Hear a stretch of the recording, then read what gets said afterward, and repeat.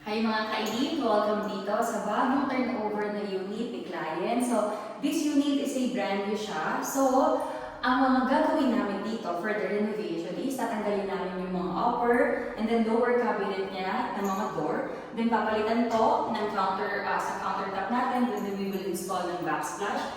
For the toilet and bath, maglalagay kami dito, we will remove this.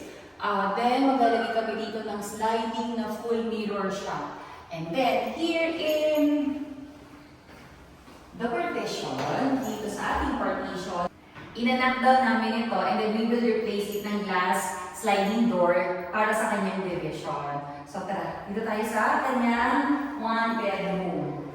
Sa one bedroom guys, maglalagay kami dito ng queen size bed niya. Then of course, we're planning na maglagay ng overhead cabinet dito. And then of course, yung ating background or yung ating UV board ng background natin. And then here is the provision for the space natin. Vanity area, and then this one is the wardrobe. So, ayun lang mga ka-elite. This is Vivian Nepomuceno. Till my next vlog.